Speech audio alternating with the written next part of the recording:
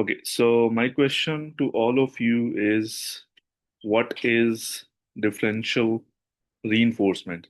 By understanding the name, आपके mind में सबसे पहले क्या चीज आती है जब आप डिफरेंशियल reinforcement के बारे में सुनते हैं तो?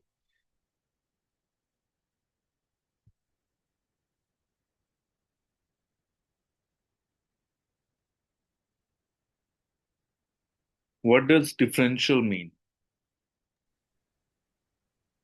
To differentiate between two things, yeah, two behaviors, two reinforcers.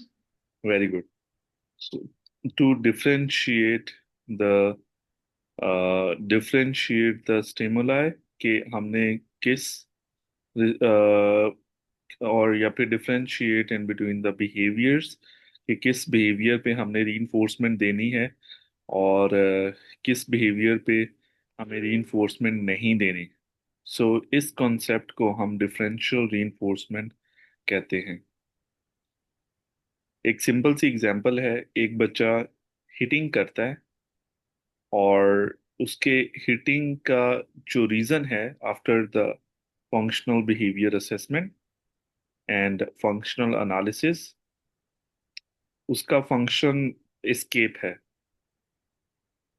Crying behaviour का आप कह लें। सो वो क्राइंग बिहेवियर का जो फंक्शन है दैट इज एस्केप। अब डिफरेंशियल रीइंफोर्समेंट अगर हम यूज करें तो we will not provide him escape whenever he will cry. We will reinforce with the escape when he will ask for the break. He can use the words give me break, or he can use the words I don't want to do it, or I want to go. It is difficult. I cannot handle it. Any verbal response or any non-verbal response. So we will provide him escape from the task as a reinforcement. So he will understand that I am not getting the reinforcement, which is escape.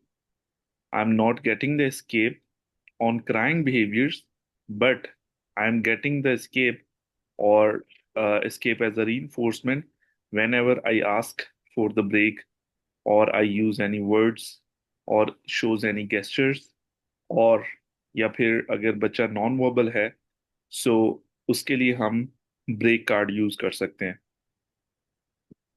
ठीक है। सो जैसे ही वो हमें break card show करता है so we will give him the break. So this is called the differential reinforcement. As I have explained many times, the functions of the behaviors are the reinforcements. जो maintaining जो चीज है वो reinforcement है, function है behaviours को जो maintain रख रहा है, उसको खत्म नहीं होने दे रहा। सो जिस वजह से प्रॉब्लम बिहेवियर्स मेंटेन रहते हैं वो फंक्शन है, function is the reinforcement. So 5 common function के बारे में मैंने जो बताया था, एस्केप, अटेंशन, टेंजिबल, सेंसरी, ये सारे reinforcements हैं जिनकी वजह से बिहेवियर्स अकर होते हैं या जिनकी वजह से बिहेवियर स्ट्रेंथन होते हैं। तो डिफरेंशियल रीइंफोर्समेंट में हमने रीइंफोर्समेंट को आइडेंटिफाई करते हुए कि क्या रीइंफोर्समेंट है बिहेवियर की और हमने उस बिहेवियर को चेंज कर देना है या ऑल्टरनेट बिहेवियर को हम रीइंफोर्स करेंगे, ना कि उस प्रॉब्लम बिहेवियर्स को। तो ऑटोमेटिकली बिहेवियर जो है प्रॉब्लम बिहेवियर वो रिड्यूस हो जाएगा। ठीक है। So this is one of the example of differential reinforcement. और डिफरेंशियल रीइंफोर्समेंट हम इस वजह से भी यूज करते हैं because to reduce the behaviours और to alter the behaviours because this is the ethic that we can not punish any child जब तक कोई ऑल्टरनेट बिहेवियर्स लर्न करवाने की स्ट्रेटजीज या फिर कोई और स्ट्रेटजीज जिसकी जरिए हम बिहेवियर को रिड्यूस कर सके वो वर्क ना करें, तो फिर पनिशमेंट यूज कर सकते हैं। अदरवाइज पनिशमेंट हमारा फर्स्ट प्रायोरिटी या फर्स्ट इंटरवेंशन प्लान नहीं होना चाहिए बिहेवियर को ऑल्टर करने के लिए या रिड्यूस करने के लिए। ठीक है। सो इसलिए भी डिफरेंशियल रीइंफोर्समेंट एक इम्पॉर्टेंट टॉपिक है, जो कि डिस्कस जरूर करना चाहिए इन डिटेल हमें, इंशाल्लाह। सो सर एक क्वेश्चन कर लूं? जी प्लीज करें। जी सर, आपने बताया कि मतलब पनिश हमें नहीं करना चाहिए। अब हम्म। जिस तरह आपने पिछली एग्जांपल दी कि एक बच्चा है वो बाहर जाना चाह रहा है, एस्केप लेना चाह रहा है, तो हम उसको वो नहीं दे रहे, हम्म। यानी कि बाहर नहीं जाने दे रहे, तो क्या ये पनिशमेंट नहीं आ जाती? इसमें नहीं आ जाएगा कि हमने उसे तो जाने ही दिया, तो पनिश ही है ना? मैं आपको बताता हूँ। हमने रीइंफोर्समेंट को विद होल्ड किया है। ठीक है। जो प्रीवियसली बिहेवियर जिस चीज से रीइंफोर्स हो रहा था, हमने जिस जस्ट रीइंफोर्समेंट को विद होल्ड किया, हमने वो उसको रीइंफोर्समेंट अप्रोच नहीं करने दी, या उसको एक्सेस नहीं रीइंफोर्समेंट करने दी। ठीक है। सो हमने कोई चीज छीनी तो नहीं है, we did not like take away anything. Getting my point? We just withhold the reinforcement, withhold the yes sir. escape. We just block his escape. We just blocked his access to escape. ठीक है? So that's why it is not punishment. And second thing we are doing is we are providing the reinforcement on alternate behavior. Getting my point? So if he shows the alternate behavior, we can reinforce the alternate behavior. और हम वो कैसे कर सकते हैं? Prompts के through, prompt approximation के through हम बिहेवियर को रीइंफोर्स कर सकते हैं, जिससे ऑल्टरनेट बिहेवियर स्ट्रेंथन होगा, जो कि एक अप्रोप्रिएट बिहेवियर होना चाहिए। ठीक है। So that's why it is not a punishment, this is another strategy which is called differential reinforcement. Okay. जी sir.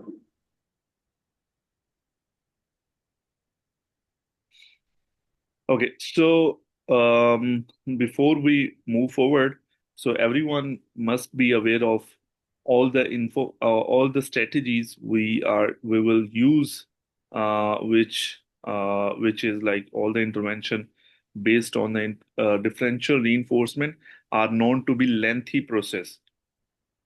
What does it mean? Lengthy process, that it takes time. If we say that हम behaviors को suddenly reduce कर सकते हैं या खत्म कर सकते हैं, we cannot do it.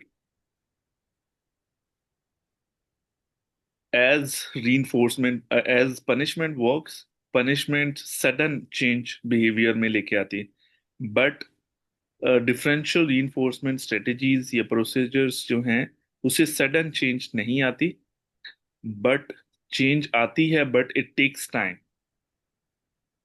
ठीक है।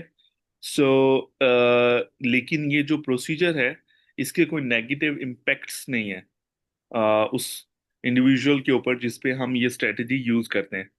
It is very safe. इसका कोई पनिशिंग अफेक्ट नहीं होता क्लाइंट के ऊपर। ठीक है। जैसे कि पनिशमेंट का, नेगेटिव पनिशमेंट का, एक्सटिंक्शन का, या टाइम आउट की स्ट्रेटजीज हैं, या रिस्पॉन्स कॉस्ट की अफेक्ट्स हैं, वैसे पनिशिंग अफेक्ट्स नहीं हैं डिफरेंशियल रीइंफोर्समेंट के। ठीक है।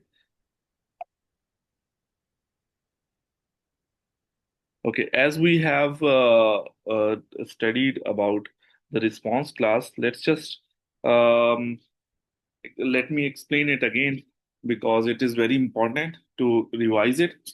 Response class क्या है? Multiple behaviors हो सकते हैं, लेकिन उन behaviors का जो function है वो same हो सकता है। जैसे हिटिंग बिहेवियर है, क्राइंग बिहेवियर्स हैं, या थ्रोइंग बिहेवियर्स हैं, प्रॉपर्टी डिस्ट्रक्शंस वाले बिहेवियर्स हैं। उन बिहेवियर्स के जो है फंक्शन सेम हो सकता है। बिहेवियर्स डिफरेंट हैं, but the function could B same. Okay, so that is called the response class. ठीक है। और जैसे टोपोग्राफीज अगर हम देखें, हर बिहेवियर की टोपोग्राफी दूसरे बिहेवियर से डिफरेंट है। क्लासरूम में बच्चा रोता है, टेंट्रम शो करता है, चीजें थ्रो करता है, स्क्रीम करता है, but the reason of all the behaviors is to get escape from study situations. ठीक है? So that is called the response class. So differential reinforcement using different values of reinforcers for different topographies of behaviors. Like for example, I get 5 Skittles for high five and 2 Skittles for knuckles. You must want to me you want me to give you high five more. ठीक है? सो जिस चीज के ऊपर हम reinforcement ज्यादा provide करते हैं वही बिहेवियर्स उस सेटिंग में बिहेवियर जो है या वो बिहेवियर जिनको ज्यादा रीइंफोर्समेंट मिल रही है वो बिहेवियर ज्यादा स्ट्रेंथन होंगे और उनके फ्यूचर अकरेंसेस के चांसेस ज्यादा होते हैं। ठीक है? अब जैसे फॉर एग्जांपल इसलिए हम कहते हैं कि जब हम कोई भी इंटरवेंशन अप्लाई करते हैं तो उसमें रीइंफोर्समेंट की क्वांटिटीज जो हैं दैट शुड बी सेम। ठीक है? जैसे रीइंफोर्समेंट हम एक थेरेपिस्ट प्रोवाइड कर रहे हैं वही क्वांटिटी की वही क्वालिटी की रीइंफोर्समेंट पेरेंट्स घर पे भी प्रोवाइड करें। जनरलाइजेशन का भी यही मेथड है कि हम रीइंफोर्समेंट स्केड्यूल सेम फॉलो करते हैं जनरलाइजेशन सेटिंग्स में इनिशियली, फिर उसके बाद जब बिहेवियर जनरलाइज हो जाता है हम रीइंफोर्समेंट को आहिस्ता आहिस्ता रिड्यूस करना शुरू कर देते हैं। अब एक एग्जाम्पल और है डेली लिविंग की। एक टीचर थी, एक बच्चा स्पीच सेशन भी ले रहा है, he is taking the ABA session as well, but he is performing more better in ABA sessions, and there are crying spells in the speech sessions. Why? After observation these sessions, we concluded that ABA session में reinforcement ज्यादा बच्चे को provide की जा रही है, उसका compliance show करने पे उसको रीइंफोर्समेंट ज्यादा दी जा रही है जो कि उसके एडिबल या फूड आइटम्स थी। और स्पीच सेशन में रीइंफोर्समेंट का कॉन्सेप्ट नहीं था, उसको फूड एज अ रीइंफोर्समेंट नहीं प्रोवाइड की जा रही थी, तो इसलिए उसके जो कंप्लायंस बच्चे का था वो एबीए सेशन में ज्यादा था और स्पीच सेशन में कम था। ये भी रीजन हो सकती हैं कि बच्चा जो है डिफरेंट सेटिंग्स में डिफरेंट तरीके से बिहेव करता है। सो इसको इन इफ वी से the matching law, this is actually called the matching law. Rates of responding are proportionate to the reinforcement value received from each choice alternate. As I explained कि reinforcement की quantity, quality, intensity जिस जगह पे ज्यादा होगी, जिस behaviour पे ज्यादा दी जाएगी वो बिहेवियर ज्यादा अकर होना शुरू हो जाएगा। ठीक है? सो इसको भी हमने माइंड में रखना होता है रीइंफोर्समेंट वैल्यू को।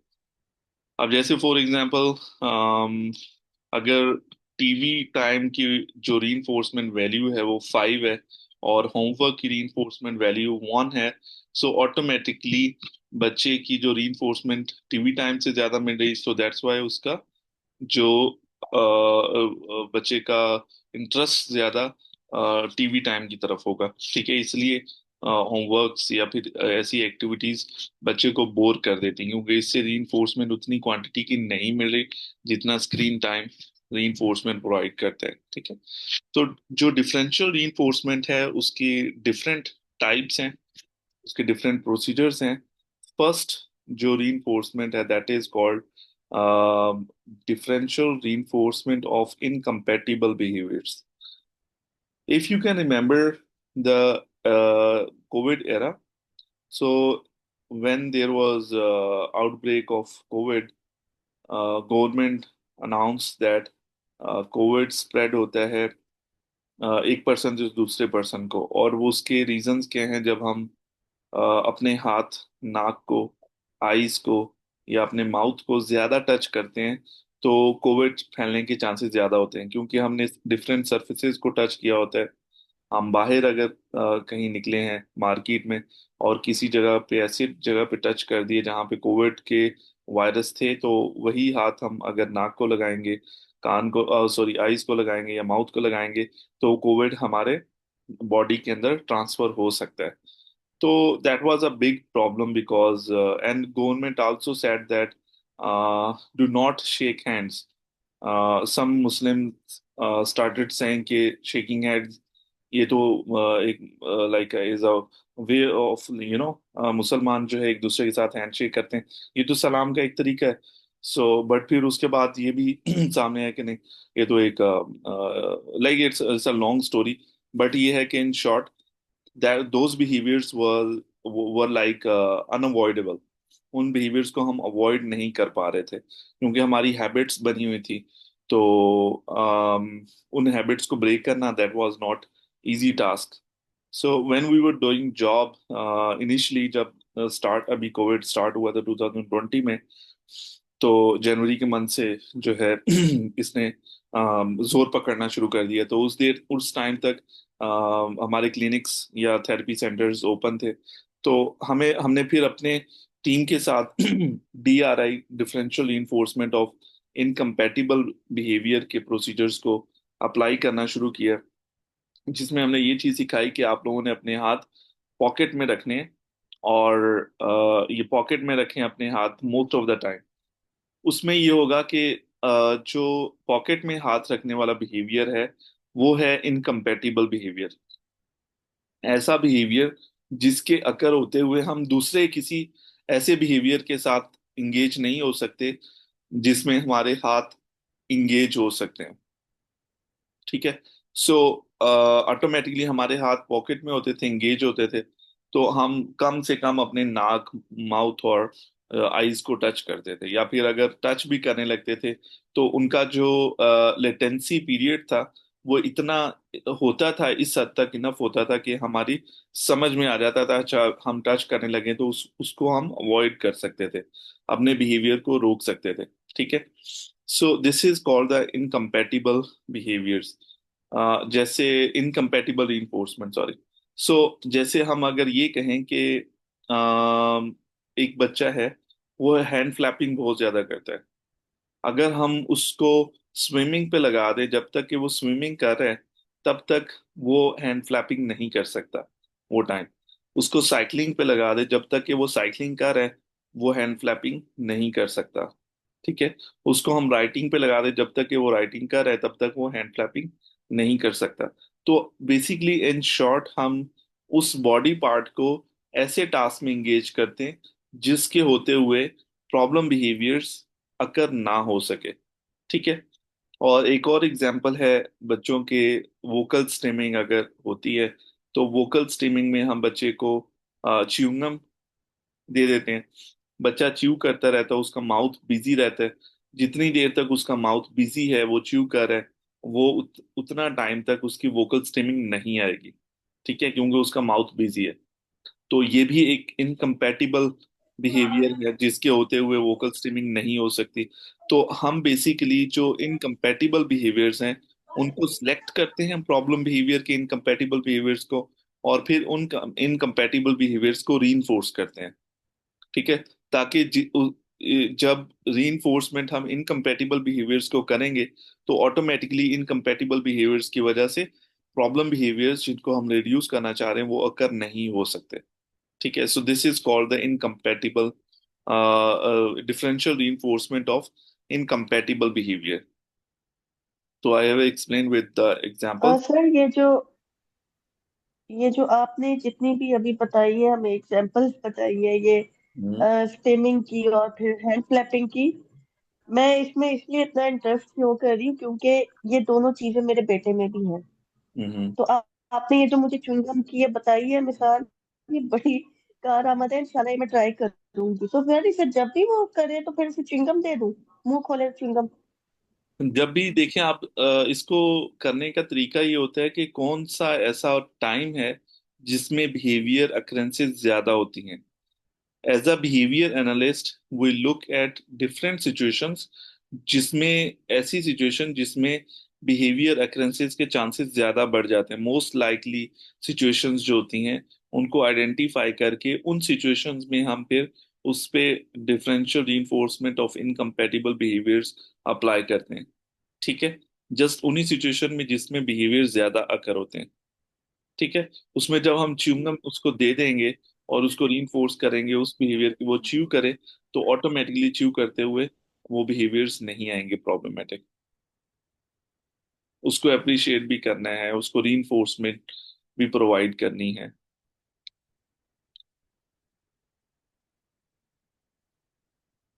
Second, differential reinforcement of alternate behaviour. Differential reinforcement of alternate behaviour क्या होता है? हम इसमें एक ऑल्टरनेट बिहेवियर सेलेक्ट करते हैं, प्रॉब्लम बिहेवियर का जो ऑल्टरनेट बिहेवियर हो।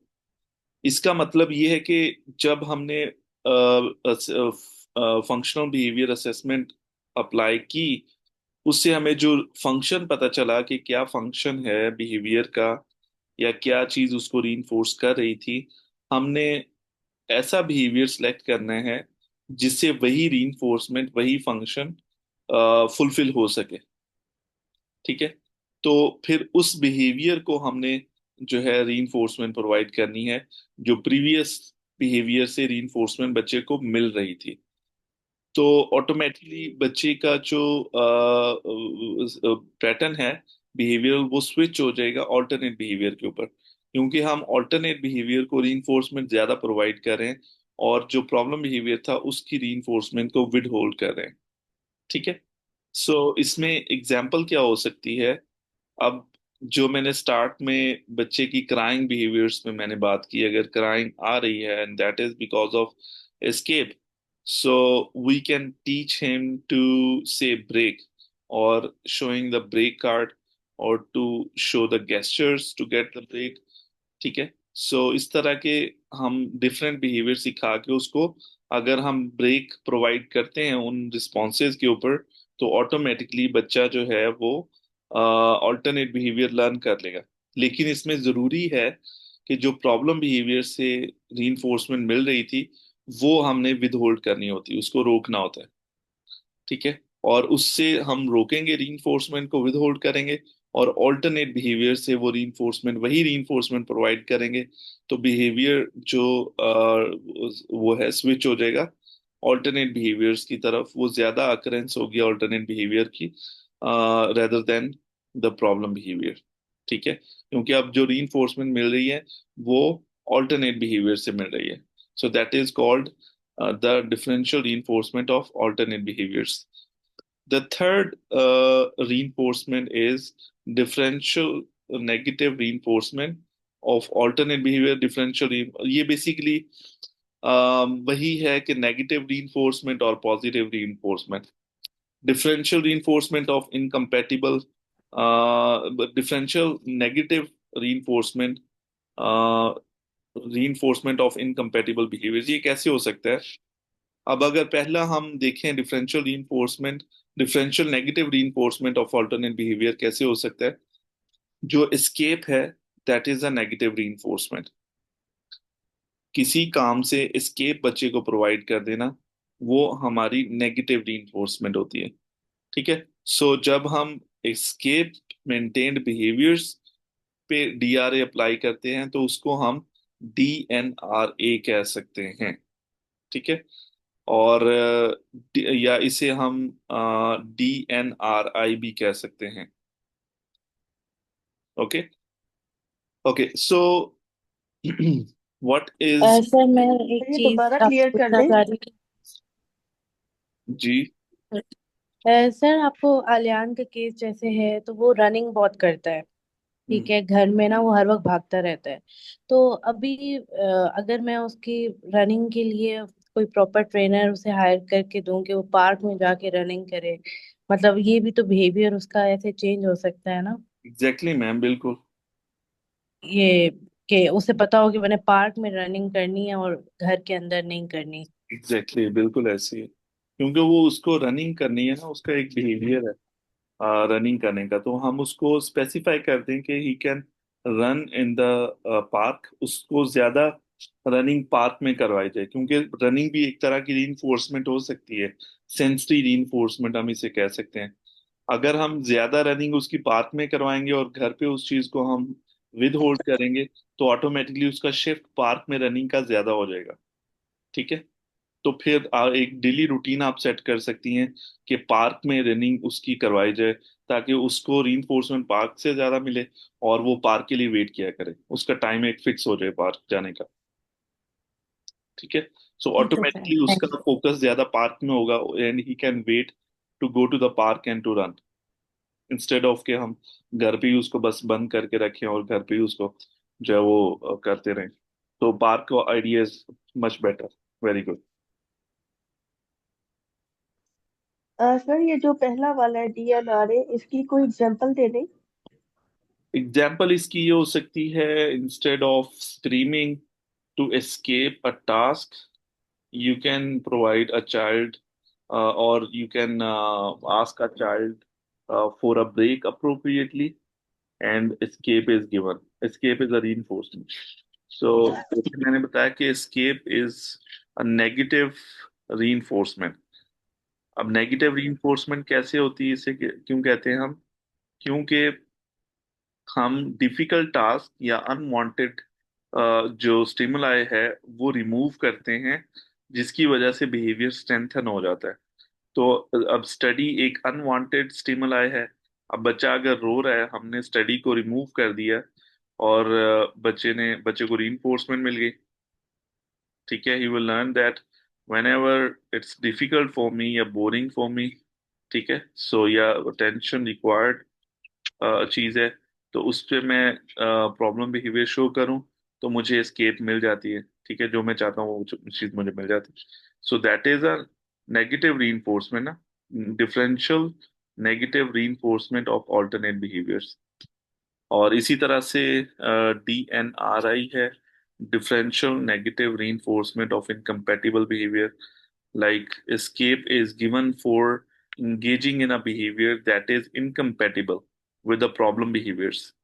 Like, for example, if a child bangs their head to escape, teaching them to sit calmly, which cannot happen at the same time as head banging.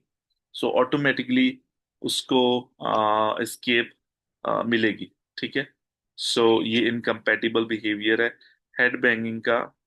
ठीक है, incompatible behaviour क्या है? Sitting nicely, calm down होके बैठना. और वो उसका incompatible behaviour है कि जब तक कि वो नाइसली बैठा हुआ है, तब तक वो हेड बैंगिंग नहीं कर सकता. सो दिस इज DNRI. सो जो DNRA है और DNRI है, इन दोनों में जो बेसिक डिफरेंस वो यही है कि DNRA हम रीइंफोर्समेंट एंड अल्टरनेट रिस्पॉन्स, हम जो अल्टरनेट रिस्पॉन्स सिखा रहे हैं, उसको वो उसको रीइंफोर्समेंट हम प्रोवाइड करें, वो एक as a reinforcement automatically produce करता है. और DNRI में हम रीइंफोर्स कर रहे हैं इनकम्पैटिबल रिस्पॉन्स को. ठीक है, ये दो चीजें डिफरेंट है. ऑल्टरनेट की जब हम बात करते हैं, तो ऑल्टरनेट का मतलब ये होता है कि कोई और बिहेवियर परफॉर्म करना, लेकिन उस बिहेवियर के होते हुए, ऑल्टरनेट बिहेवियर के होते हुए प्रॉब्लम बिहेवियर अकर हो सकता है. बट जब हम इनकम्पैटिबल बिहेवियर की बात करते हैं, तो जो ऑल्टरनेट बिहेवियर हमने सिलेक्ट किया उसके होते हुए प्रॉब्लम बिहेवियर अकर नहीं हो सकता है, इसलिए उस दूसरे बिहेवियर को हम, सेकंड बिहेवियर को, इनकम्पैटिबल बिहेवियर कह रहे हैं. ठीक है, सो ये बेसिक डिफरेंस है DNRA और DNRI में. Is it sir clear? ये डिफरेंस तो क्योंकि क्योंकि ये सर आपने मेरा बताया, ख्याल ये तो पहले समझ आ गया ना मुझे कि giving reinforcement on alternate response, ये है DNRA, ठीक है। DNRI का जरा इसको थोड़ा सा एलेबोरेट कर दे तो। इनकम्पैटिबल बिहेवियर किसे कहते हैं हम?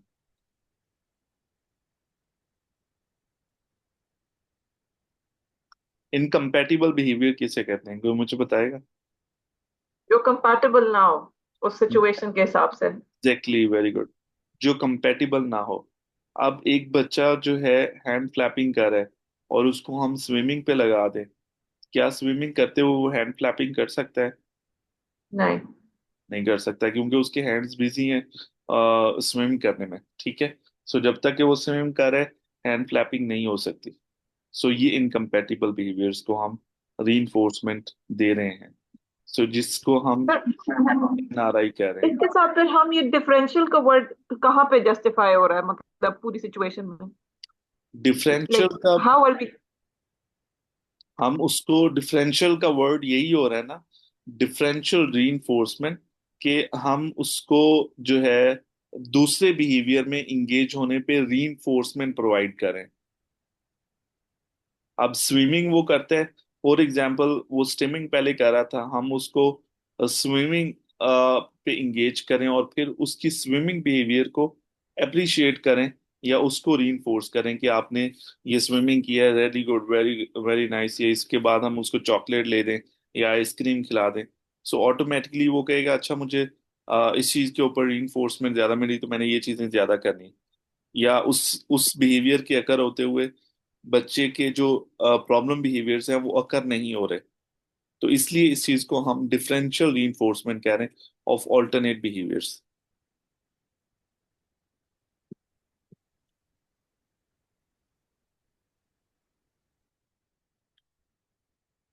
और इसके अलावा इनकम्पैटिबल बिहेवियर की ये भी एग्जांपल हो सकती है। If the child lays on the floor to avoid the math class, या मैथ क्लास जैसी होती तो बच्चा जमीन पे लेट जाता है और वो चीजें करना शुरू कर देता है। इसका इनकम्पैटिबल बिहेवियर क्या हो सकता है? अगर हम उसको डेस्क पे बिठा दें, ठीक है, sitting upright at the desk, ये भी एक इनकम्पैटिबल बिहेवियर के हो सकता है। ठीक है, इसमें भी रीइंफोर्समेंट उसको कैसे मिल रही है कि टीचर ने प्रोवाइड किया है, provides a short escape stretch break when the child stays seated. ये भी एक escape भी तो उसको मिल गई है, लेकिन साथ ही उसको escape एज अ रीइंफोर्समेंट उसको मिल गई है और उसका जो बिहेवियर था जमीन पे लेटने वाला वो खत्म हो गया। अब जब तक कि वो डेस्क पे बैठा हुआ है उसको मैथ की क्लास भी अटेंड नहीं करनी पड़ रही और उसको जो है रीइंफोर्समेंट भी नाइसली बैठने पे मिल गई।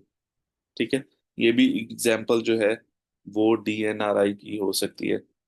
और इसके अलावा ये भी एग्जाम्पल हो सकती है हेड बैंगिंग के लिए भी। अगर बच्चा हेड बैंगिंग कर रहा है escape के लिए, तो हम इनकम्पेटिबल बिहेवियर क्या हो सकता है कि हम उसको जो है एक वेटेड हैट पहना दें।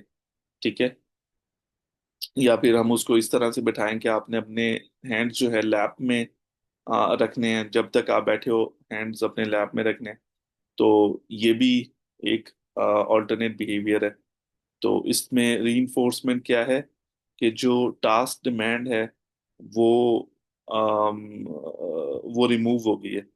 ठीक है, सो उसको एक शॉर्ट टाइम की एक ब्रेक मिल गई है। So that's a that's a reinforcement. ठीक है, ऑल्टरनेट इनकम्पैटिबल बिहेवियर्स कि जब तक कि वो आराम से बैठा हुआ है या वेटेड हेड उसको पहनाई हुई है तो वो हेड बैंग नहीं करेगा क्योंकि उसके सर पे ऑलरेडी प्रेशर है।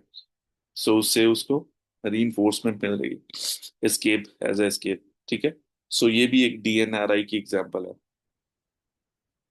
समझ आई या अभी फिर से कोई कंफ्यूजन है? नहीं नहीं सर, इसकी ये एग्जांपल भी हो सकती है मेरे ख्याल में कि अगर जिस तरह फ्लैपिंग की हमने एग्जांपल दी, तो वो जो वेटेड कर्व्स होते हैं वो हम अगर बच्चे को पहनाते उससे भी शायद वो रिड्यूस होते, तो ये भी इसकी एग्जांपल हो सकती है। ये भी हो सकती है, ये भी हो सकती है कि जब तक कि वेटेड कफ्स पहने हुए हैं तब तक के उसकी हैंड फ्लैपिंग नहीं आ सकती। ये भी डिफरेंशियल रीइंफोर्समेंट है इनकम्पैटिबल बिहेवियर को।